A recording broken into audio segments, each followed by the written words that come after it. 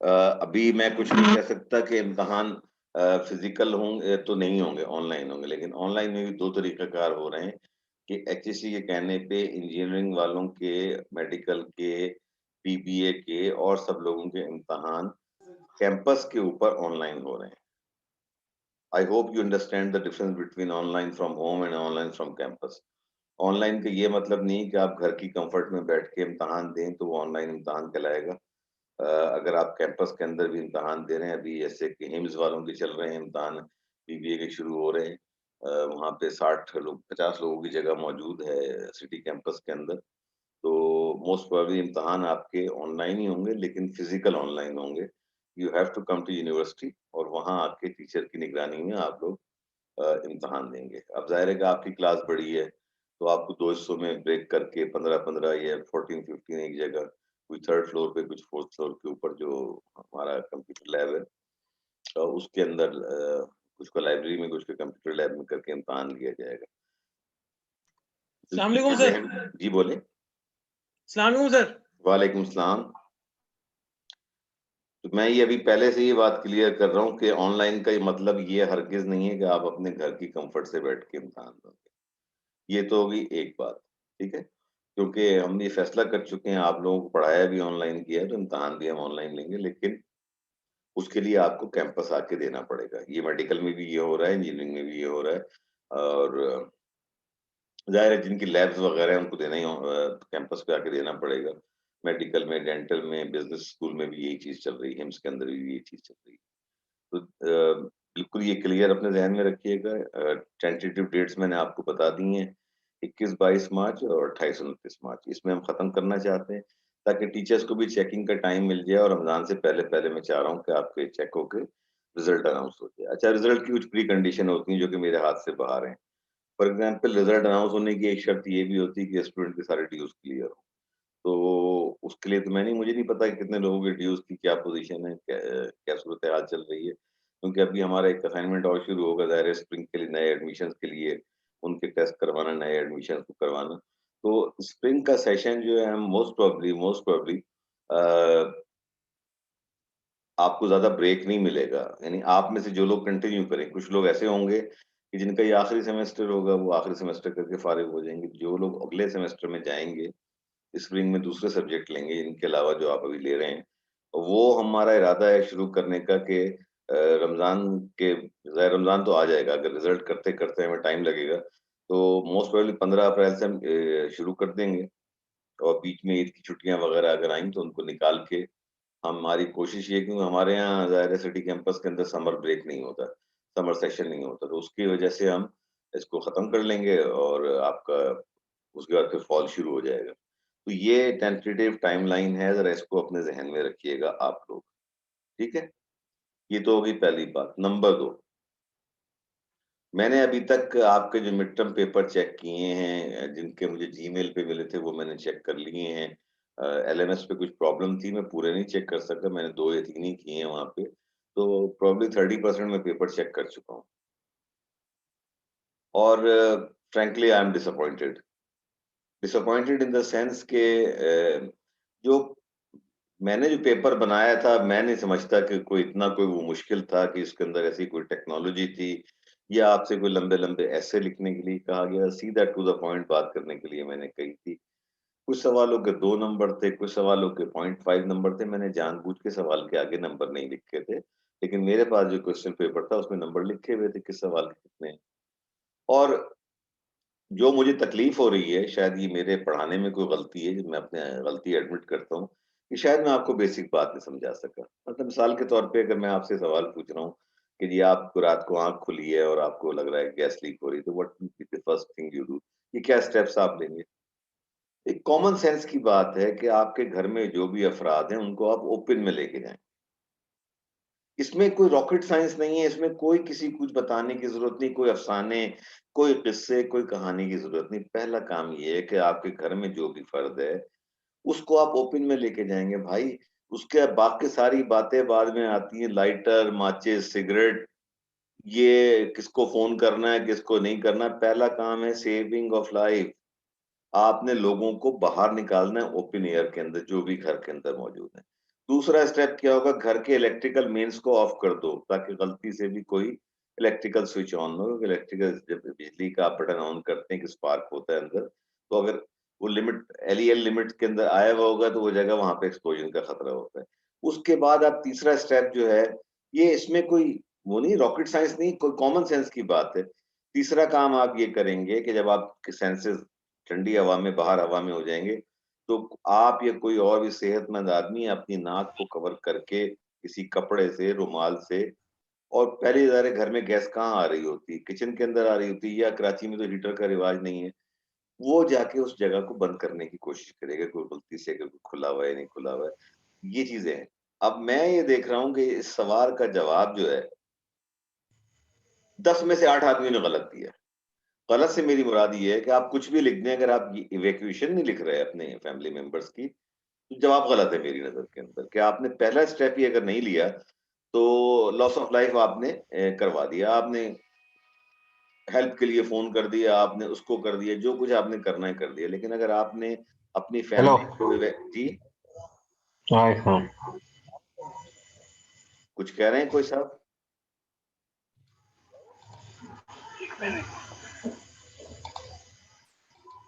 भाई कोई आदमी कोई बात कर रहा है तो बता दे, वरना मैं कंटिन्यू करूं आगे।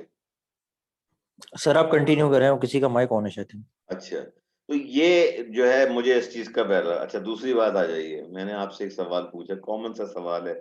आप सब एचएससी अफसर हैं कि आपके ऑफिस में कोई विजिटर आया है, आपकी जिम्मेदारी की एचएससी को ब्रीफिंग करें, वो आप क्या ब्रीफ करेंगे? एक विजिटर को आप कंपनी की एचएससी पॉलिसी नहीं बताते कि मेरी कंपनी की एचएससी पॉलिसी की, आप अपना इंट्रोडक्शन कराएंगे जी, I am the HSC lead अफसर, आप यहाँ हैं इस बिल्डिंग में, ये और उसके बाद पहली चीज ये बताएंगे कि टुडे वी हैव प्लान, कोई हमारी फाइल प्लान नहीं है, इन केस अगर आप अलार्म सुने तो आपको ये रूट है, ये नियरेस्ट एग्जिट है, इस तरीके से आपने चलना है।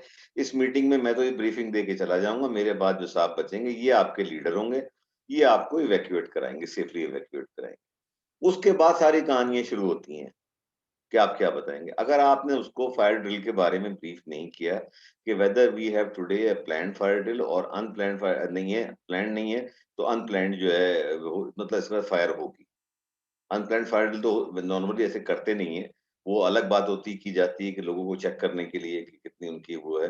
लेकिन ये अब आप अगर पहला स्टेप ही गलत कर रहे हैं, उसको आप दुनिया जान की बातें बता दें, अपनी कंपनी के मुतालिक बता दें, एचएससी की ब्रीफिंग दे दें, एचएससी क्या होती है, वो इसलिए नहीं आया। आपने सिर्फ और सिर्फ उसको फायर ड्रिल के हवाले से ब्रीफ करना है, नियरेस्ट एग्जिट उसको दिखाना है कि ये बोर्ड लगा हुआ है एग्जिट का, इसको देख लो भाई, ये एग्जिट का बोर्ड है, यहाँ से आपने निकलना है। और ये मीटिंग जो आपके साथ अटेंड करें, इनमें से मिस्टर एक्स, मिस्टर वाई या मिस जेड जो हैं, ये आपकी लीडर होंगी, ये आपको इवैक्यूएशन पॉइंट तक लेके जाएंगे अगर केस हो। ये 4 बातें थी। ये तो अच्छा, ये आ जाइए। और मैं क्या बताऊं, इस तरह के जो सवालात हैं जिनके मतलब जो आप लोगों ने जो जवाब दिए हैं। अब फिर दूसरी बात ये है कि मतलब 3 घंटे मैंने आपको दिए 2 घंटे के पेपर में, और उसके बाद भी लोगों ने सवाल छोड़ दिए हैं। मतलब आउट ऑफ 25 किसी ने 16 अटेम्प्ट किए हैं, किसी ने 17 अटेम्प्ट किए हैं। अच्छा, मेरा जो इम्तिहान आपने लिया है, खासतौर पे जिन्होंने जीमेल पे मुझे दिया है, उन्होंने तो मेरे साथ वो किया है कि जो मतलब हज़रत यूसुफ अलैहिस्सलाम के बिरादरान ने उनके साथ किया था, कुएँ में फेंक दिया था भेड़ियों को खाने के लिए। मतलब वो चलें, किस राइटिंग किसकी कैसी है मैं इस पे कोई डिबेट नहीं करता कि हर एक की राइटिंग होती है। लेकिन जिस तरीके से तस्वीरें खींच के मुझे भेजी गई हैं, कोई तस्वीर डायगोनल है, कोई तस्वीर सीधी है, कोई तस्वीर नहीं पढ़ी जा रही है। एक साहब ने 3 ईमेलें कर दी हैं मुझे। अरे भाई मैं क्या परेशान हूँ कि भई एक ही 2-2 मिनट के वक़्फ़े से 3 ईमेल आ गई हैं। पहले मैं एक को खोल के चेक कर रहा हूँ, दूसरी को चेक कर रहा हूँ, तीसरी को चेक कर रहा हूँ, उसके बाद पढ़ने की कोशिश कर रहा हूँ। तो अपने सर में दर्द कर रहा हूँ, तो भाई इस तरह तो इम्तिहान मत लो। अब मतलब हमने कोई ऐसी ज़्यादती आपके साथ नहीं की जिसका आप ये इंतकाम ले रहे हो इस तरीके से कि आप देखें, सिंपल सा सादा सा एक A4 साइज़ का लाइन पेपर लेके बैठ जाओ, मैंने क्वेश्चन पेपर आपके पास चला गया है। क्वेश्चन नंबर 1 लिखो, सवाल रिपीट करने की ज़रूरत नहीं है आपके पास टाइम है। और उसके बाद उसका आंसर, फिर 2 फिर 3। मेरे पास जो पेपर्स आए हैं शुरू हो रहा है 24 नंबर सवाल से। उसके बाद जा रहा है 3 नंबर के ऊपर। अब मैं भी अपना पेपर खोल के बैठा हूँ देखने के लिए, भाई किस सवाल का क्या जवाब लिख रहा है। मतलब एक-एक पेपर चेक करने में मुझे यूनिवर्सिटी इतने पैसे नहीं देती पढ़ाने के जितने कि आप लोगों की चेकिंग करने के अंदर मेरा टाइम लगा है। तो खुदा के वास्ते पेपर को तरीके से अटेम्प्ट किया जाता है, जो हमने बचपन से सीखा था। स्कूल में जो हमें बताया गया था वो ये बताया गया था कि जी अगर आपको 8 सवाल हैं, 5 करने हैं, तो जो पहले सवाल वो शुरू करो जिसपे आप सबसे ज़्यादा कॉन्फिडेंट हो। उसके बाद दूसरे नंबर पे वो करो कि जो और जो लीस्ट कॉन्फिडेंट होता है उसको 5वें नंबर के ऊपर आप करो, ताकि टीचर के ऊपर आपका एक इंप्रेशन डेवलप हो जाए कि आप मेहनती हैं, आपने अच्छा काम किया है। मतलब अगर आप लोग माशाल्लाह सब पढ़े लिखे हो, कोई मास्टर से कम नहीं है, कोई इंजीनियरिंग से कम नहीं है, लेकिन उसके बाद अगर आप इस तरह के काम करोगे तो भाई डॉक्टर ज़ैदी जो है ना वो खुश नहीं हो सकता इस बातों से। मुझे अपनी फिर ये एहसास हो रहा है कि शायद मैं जो आपको डिलीवर नहीं कर सका, मैं आपको समझा नहीं सका कि जो बुनियादी गलतियाँ ये जो हो रही हैं, ये तो जो जब बंदा एचएससी का अंदर काम कर रहा है, उसको मुझे ये चीज़ें बताने की ज़रूरत नहीं होनी चाहिए कि आप किस तरीके और भी इस तरह के बहुत सारे सवाल हैं, मैं 25 सवाल तो आपके साथ डिस्कस नहीं कर सकता कि किन सवालों के अंदर क्या-क्या किस तरीके के जवाब मुझे मिले हैं। और मैं ये नहीं कर रहा अभी सिर्फ मैं 10 आदमियों पे कमेंट कर रहा हूँ। मैं बाकी 20 की बात नहीं कर रहा। हो सकता है आप उनमें से 10 में से हों, हो सकता है आप उन 10 में से ना हों। तो ये मेरा पॉइंट है भाई कि आइंदा फाइनल के अंदर मैं हूँ या कोई और टीचर है, प्लीज़ बी प्रिसाइज़ अपने जवाब के अंदर कंसाइज़ आप जवाब दें, जिससे कि कोई आप पढ़ने वाले को कोई कन्फ्यूजन ना रहे।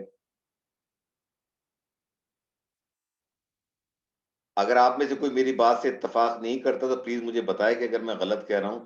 क्योंकि देखिए आप मुझे मुश्किल में डाल रहे हैं। मैं बखुदा मैं उन टीचर्स में से हूँ जिनको कि नंबर दे के खुशी होती है। बाज़ टीचर्स की नफ़्सियात होती है कि नंबर वो बहुत रोक के देते हैं। मैं नंबर दे के खुश होता हूँ कि हाँ भई ये है और मैंने इसीलिए ये पेपर ऐसा बनाया था 30 नंबर के पेपर में आपको 25 सवाल दिए, 30 भी नहीं दिए थे। 2 घंटे के टाइम की जगह आपको हल करने के लिए, सॉल्व करने के लिए 3 घंटे का टाइम दिया था। लेकिन उसके बाद भी मुझे ये प्रॉब्लम्स आई हैं, तो प्लीज़ ये ना करें। अच्छा, अब दूसरी बात, इससे पहले कि मैं दोबारा उस प्रेज़ेंटेशन जो अधूरी रह गई थी, उस पे मैं वापस जाऊँ। ग्रुप्स आपके बन चुके हैं। आपकी रिक्वेस्ट के ऊपर आज 13 तारीख है, ठीक है जी? नहीं है, 20 तारीख तक आप लोग सारे जमा करा दें। उसके बाद ये देखें आपके 8 ग्रुप हैं, कम से कम हमारी 2 क्लासेस इसमें गुज़र जाएँ। और मैं अभी पहले ही बता रहा हूँ कि ये नहीं होना चाहिए कि पूरे ग्रुप में एक आदमी लीडर हो और बाकी 3 जो है ना वो भाग रहे हो। नहीं, ये 100 इंटू 100 की रिले रेस है। इसमें हर आदमी का रोल इम्पोर्टेंट है। अगर फर्ज़ करें आपकी 40 स्लाइड है, मिसाल दे रहा हूँ, ज़रूरी नहीं है कि आपकी 40 हो या 24 हो, इससे कोई फ़र्क नहीं पड़ता। प्रेज़ेंटेशन को आपने 4 हिस्सों में डिवाइड करना है। पहले आदमी जो ओपनर होगा, फिर उसके बाद वो बैटन पास करेगा दूसरे को, दूसरा करेगा तीसरे को, तीसरा करेगा चौथे को और चौथा प्रेजेंटेशन को एंड पे ले जाके कंक्लूड करेगा, क्लोज करेगा। 10 मार्क्स होंगे आपकी प्रेजेंटेशन, उसकी कैसी आपने तैयारी की है, उसकी फॉर्मेटिंग कैसी है, किस तरह ग्रुप ने कैसे परफॉर्म किया है, ये तो हो जाएगा आपका 10 नंबर। 10 नंबर होंगे फिर आपने जिन जिन स्लाइड्स पे जो आदमी बोला है, यानी पहले नंबर पे फर्ज़ करें वसीम ने बात की, दूसरे नंबर पे मिसमाम ने बात की, तीसरे नंबर पे फुरकान ने बात की, चौथे नंबर के ऊपर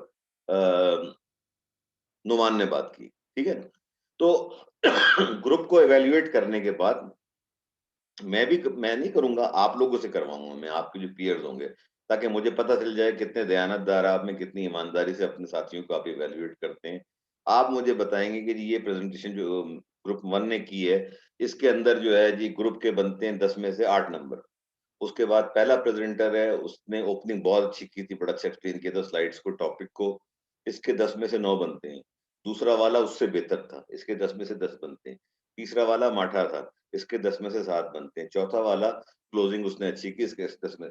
तो अब जैसे जो चौथे नंबर पे नोमान साहब होंगे, उनके हो जाएँगे प्रेज़ेंटेशन के 8 और 8 नंबर उनके, he will get 16 marks.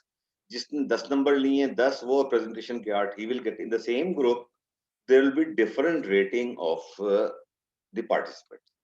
I hope I am clear. अगर किसी को कोई confusion है तो अभी पूछ ले। ठीक है सर, क्लियर है। बिल्कुल क्लियर है।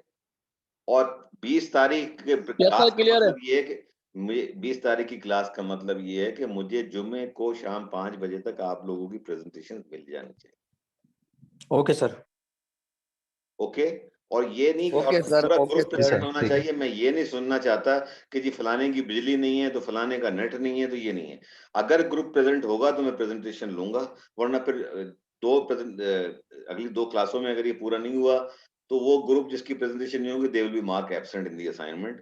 फिर वो ओवरऑल उनकी रैंकिंग जो आएगी मिड टर्म और फाइनल टर्म के अंदर 80 नंबर में से आएगी। तो अगर आपने 20 नंबर लेने हैं तो सीरियसली इसके ऊपर काम करें, मेहनत करें, ऐसा टॉपिक चूज करें जो कि इस सब्जेक्ट की लिमिट में हो। ये नहीं कि आप मुझे इलेक्ट्रिकल इंजीनियरिंग पढ़ानी शुरू कर दें या आप कुछ और मैकेनिकल पढ़ानी शुरू कर दें कि जी हमने टॉपिक जो है इलेक्ट्रिकल कार पे ले लिया है या हमने टॉपिक को ऐसे ले लिया। No, your topic will have to be within the boundaries of health, safety and environment, ताकि हम सब भी सर पहले किसकी प्रेजेंटेशन होगी नेक्स्ट वीक? देखिए मेरे पास प्रेजेंटेशन आएंगी, सारे ग्रुप मौजूद होंगे, मैं किसी को भी बुला लूंगा। ना मैं पहले की बात कर रहा हूँ ना मैं आखिरी की बात कर रहा हूँ। आई वॉन्ट ऑल, आपके 6 ग्रुप बने हैं ना?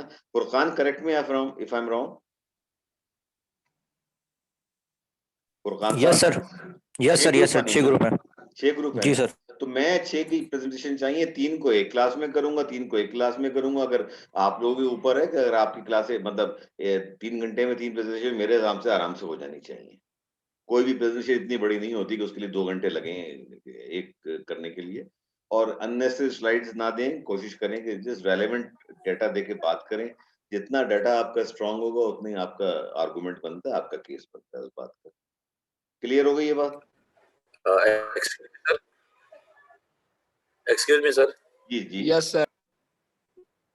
बोलिए। सर मैं एक चीज पूछना चाह रहा, 20 तारीख तक डेडलाइन है सबमिट करने की, फिर आप डिसाइड करेंगे कि कौन कौन से ग्रुप प्रेजेंट करेंगे या 20 तारीख को ही आप ग्रुप में से किसी की भी असेसमेंट करेंगे? जनाब मैंने आपको ये है? दिया है 19 तारीख तक मेरे पास आपका होने चाहिए प्रेजेंटेशन। 20 को मैं अनाउंस कर दूंगा कि जी इस वक्त जो पहला ग्रुप जो है, फर्ज करें सिकंदर अस्कानी, उनके साथ 4 आदमी और हैं जनाब। आज ओपनिंग जो बैट्समैन है ये हैं जनाब, ये करेंगे। ठीक है? ठीक आप हो गया सबको सर, जो ठीक है, प्रेजेंटेशन थैंक है यू। सब ज़हनी तौर पे तैयार होने चाहिए। या अगर आप में से किसी, जैसे फर्ज करें आप हैं, आपके ग्रुप के किसी साथी का कोई मसला है, अल्लाह ना करे कोई इमरजेंसी कुछ है, आप ये कह सकते हैं पहले मुझे मैसेज कर देंगे सर हमारा ग्रुप आज पूरा नहीं है, काइंडली हमें नेक्स्ट वीक पे ले जाएं। नेक्स्ट वीक के बाद फिर कोई गुंजाइश नहीं होती। अगर आपने पहली दफा अपनी प्रेजेंटेशन नहीं की, 3 ग्रुप कर गए, तो नेक्स्ट 20 के बाद जो 27 तारीख आएगी उस दिन तो आपने करनी ही करनी है। और उस दिन अगर आपके ग्रुप की प्रेजेंटेशन नहीं हुई then the group will be mark absent in the assignment. Okay, clear? Yes sir sir, अगर एक ग्रुप में कोई लास्ट बंदा ना हो जी तो सर अगर 3 बंदे हैं वो 3 बंदे प्रेजेंट कर सकते हैं ना, ऐसे तो तो नहीं फिर कि वो ग्रुप पूरा देखिए होगा मेरी तो एक बात साथ प्रेजेंट सुने, करेंगे। ग्रुप का मकसद ये होता है कि आपने एक दूसरे को साथ लेके चलना है।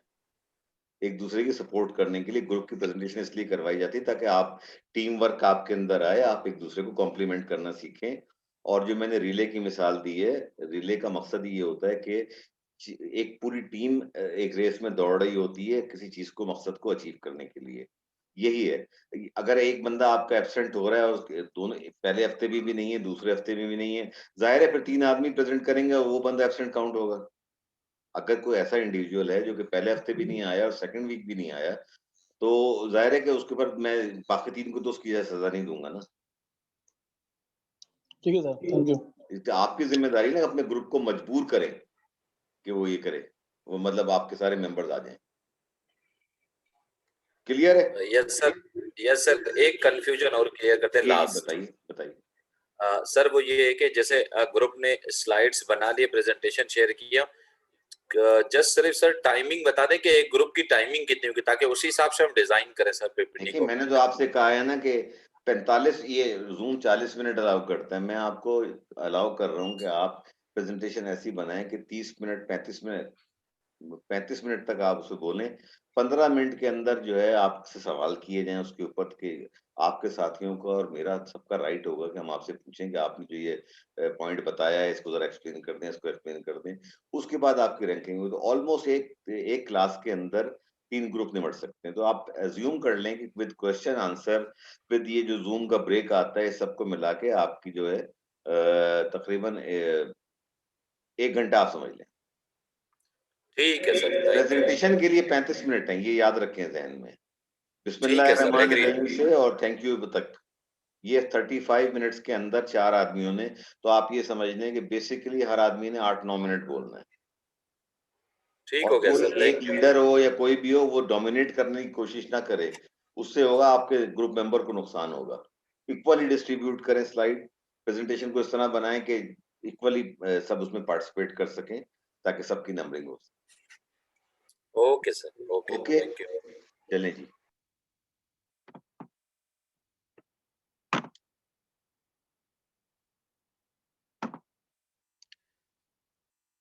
अच्छा जी, लास्ट टाइम जब हम बात कर रहे थे, अभी बीच में रह गई थी प्रेजेंटेशन, और मैंने आपको कहा भी था कि ये प्रेजेंटेशन बहुत पुरानी 2008-9 की है। अब अगर आज की तारीख में जाके आप नेट पे सर्च करेंगे तो शायद आपको इससे अच्छी तस्वीरें मिल जाएं, इससे अच्छी स्लाइड मिल जाएं, लेकिन ये आपके साथ शेयर करने का मेरा मकसद कुछ और था। मैंने आपको बताया था कि ये मुझे भी किसी ने, ये जिससे मैंने फर्स्ट एड सीखी थी, ये उसकी प्रेजेंटेशन है जो कि मैं यूज कर रहा हूँ आपके साथ।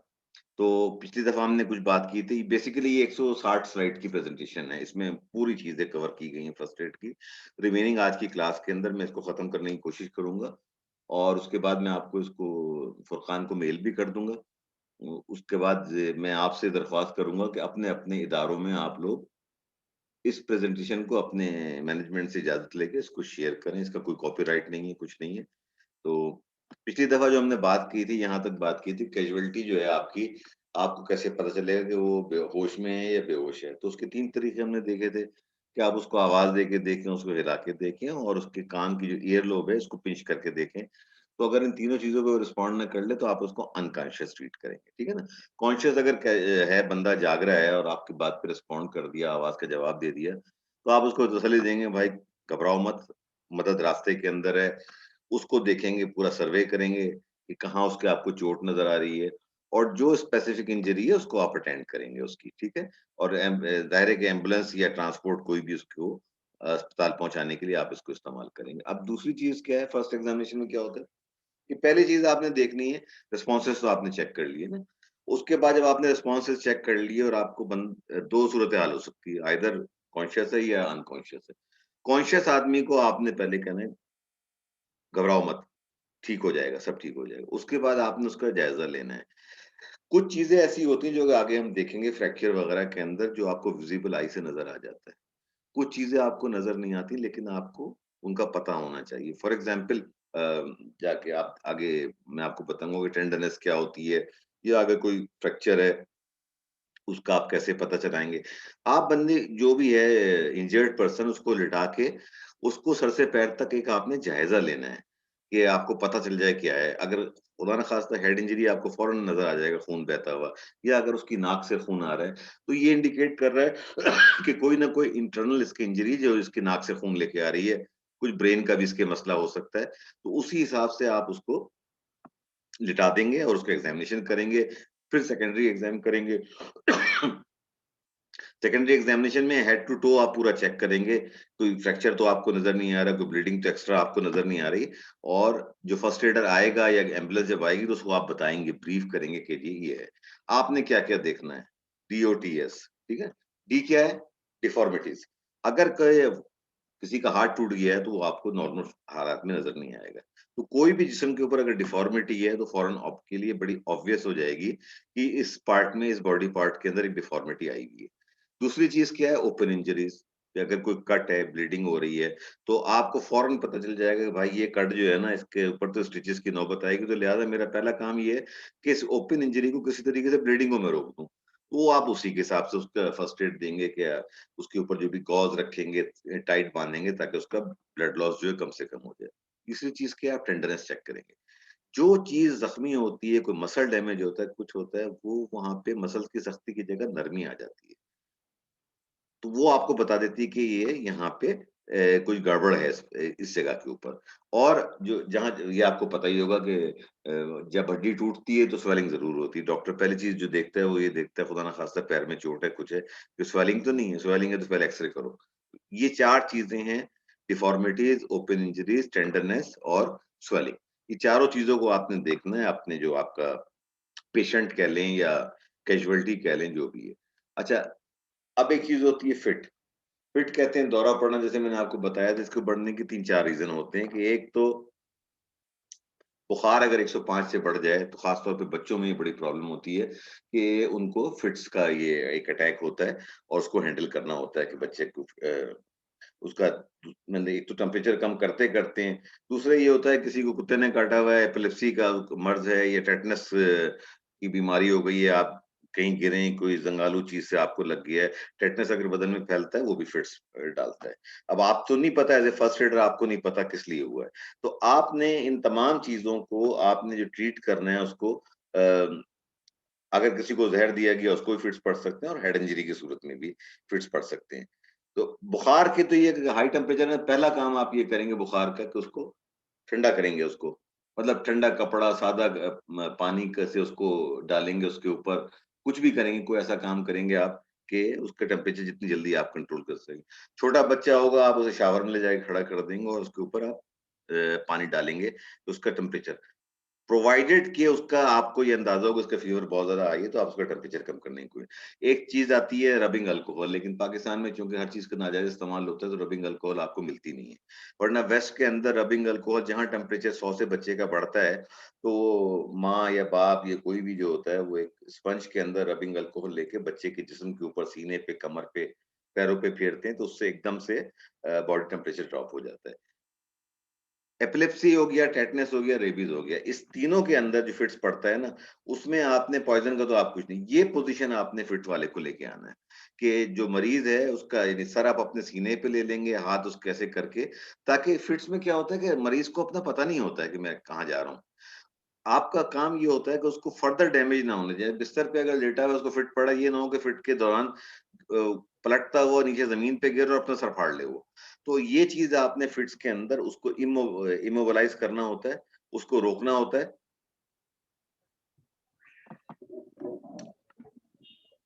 ठीक है?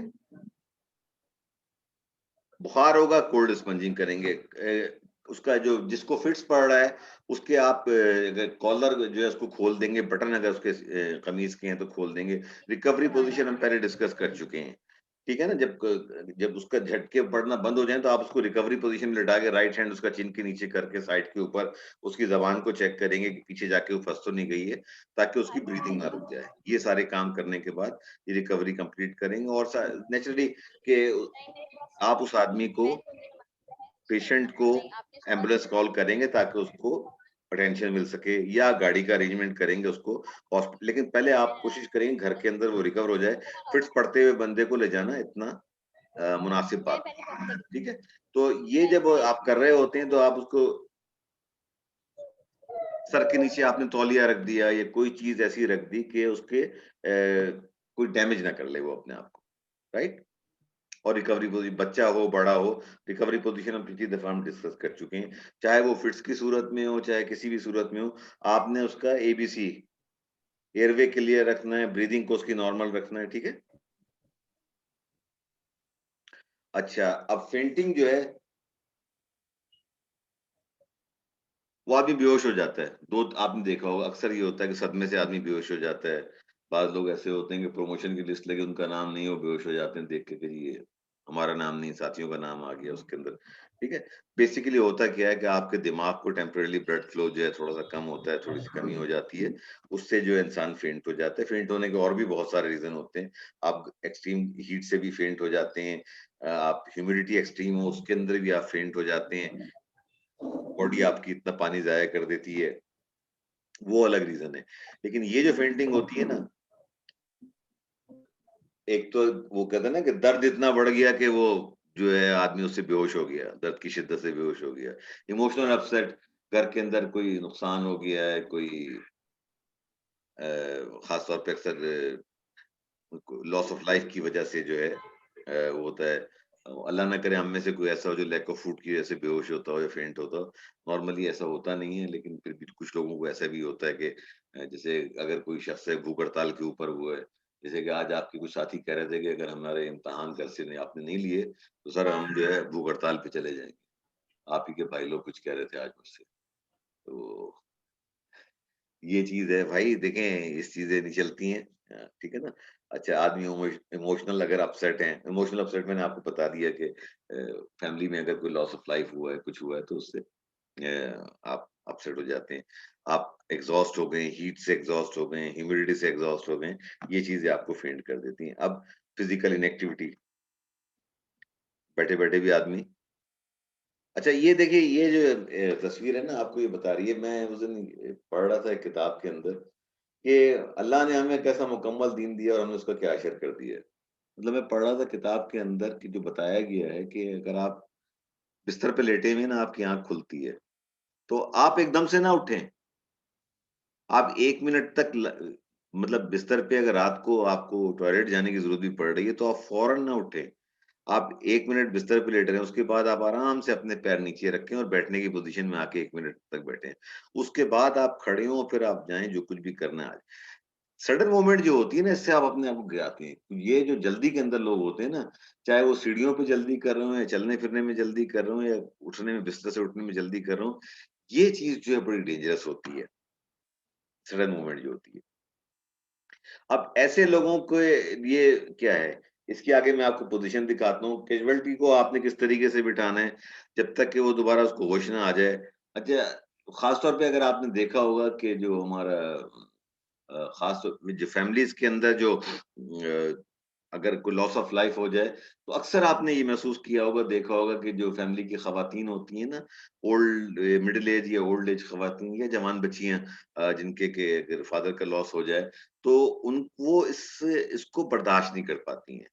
अच्छा, ये इसकी माहिर नफ्सियात इसकी अलग तौजीह पेश करते हैं, उसकी अलग एक्सप्लेनेशन देते हैं। उनकी एक्सप्लेनेशन ये होती है कि आप अगर आपका सिस्टम जो है आपको ये समझ लें कि वो लॉग आउट कर रहा होता है। दिमाग आपको आपकी बॉडी के ऊपर इतना इमोशनल प्रेशर है कि जिससे आपका कोई मेजर ऑर्गन डैमेज हो सकता है। तो लिहाज़ा ब्रेन आपको सिग्नल देता है बॉडी को कि इस शख्स को या इस खातून को बेहोश कर दो, ताकि ये कोई मेजर ऑर्गन को डैमेज ना कर ले बिकॉज़ ऑफ द स्ट्रेस ही और शी इज़ अंडर ना, तो इसलिए वो आप हो जाते हैं। तो ऐसे सूरत में आपने देखा हो घर के अंदर क्या होता है कि भाई हवा दो, उसको दूर मतलब हट जाओ, पानी के छींटे डाले जाते हैं, उसको जो है आदमी जो है फिर होश के अंदर आ जाता है, फिर रफ्ता-रफ्ता वो कॉन्शियसनेस अपनी गेन कर लेता है।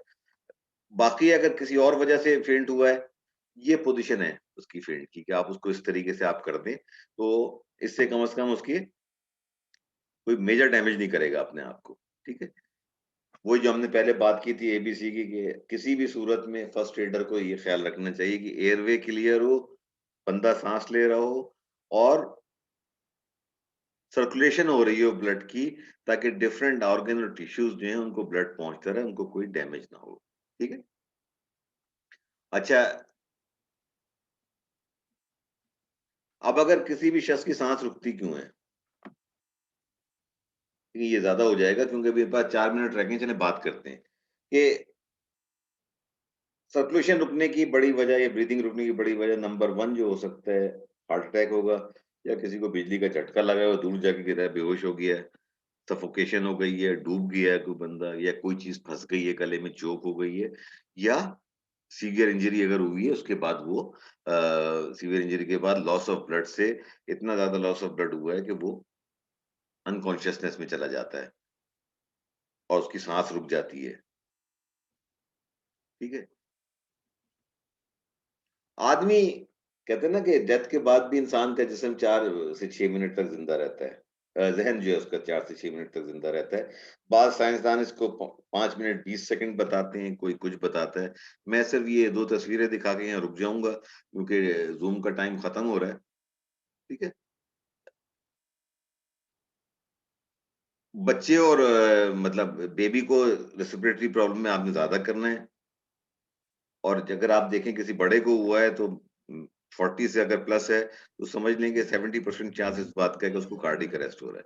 ये सिर्फ़ मैं आपको आखिरी स्लाइड दिखाना चाह रहा था कि जिस वक़्त अगर किसी इंसान की साँस रुक जाती है ना, तो उसके बाद भी 4 मिनट तक उसका जो है दिमाग को कुछ नहीं होता, 4 मिनट के बाद डैमेज पॉसिबल होता है। 6 से ड 10 मिनट के दरमियान डैमेज लाइकली, 10 मिनट से ऊपर अगर हो गया तो बंदा ब्रेन डेड हो जाता है। उसकी रिवाइवल जो है फिर बड़ी मुश्किल हो जाती है। आप ठीक है उसको रेस्पिरेटर पे डाल के किसी तरीके से कुछ कर सकते हैं। लेकिन इसीलिए कहते हैं ना फर्स्ट एड के अंदर जो आगे हम डिस्कस करेंगे सीपीआर के अंदर कि सीपीआर क्या होता है, वो क्यों देना ज़रूरी होता है। इसलिए कि अगर आपने ब्लड उसके दिल को चला दिया, तो ब्लड सर्कुलेट करना शुरू हो जाएगा बॉडी के अंदर, ऑक्सीजन पहुँचनी शुरू हो जाएगी, ब्रेन डेड नहीं होगा। तो शुरू के जो 2-3 मिनट होते हैं, ये बड़े क्रूशियल होते हैं, इसलिए बार-बार ये बात समझाई जाती है कि फर्स्ट एडर के लिए बुनियादी बात ये है कि ही और she should not be panic. Panic अगर हो गए तो आप फर्स्ट एडर हैं ही नहीं। आपने पैनिक नहीं करना है। इवन अगर आप बड़ा मुश्किल होता है ये बात कहना जो मैं कह रहा हूँ आपसे कि आपका ब्लड रिलेशन भी हो, उसको भी अगर आप फर्स्ट एड दे रहे हैं तो आपको पैनिक नहीं करना। वो जो एक होता है ना कि जी क्या हो गया, अल्लाह चीखना चिल्लाना शुरू कर देना, वो चीज़ नहीं होनी चाहिए। अपने आप को कायम रखें और आपने उस शख्स को ज़िंदा रखना है उस वक़्त तक जब तक कि एम्बुलेंस ना आ जाए, आपसे बेहतर नहीं है। फिर ब्रेक के बाद जो है हम इसको सीपीआर को डिस्कस करेंगे। ओके जी? क्योंकि टाइम खत्म हो रहा ओके है। सर।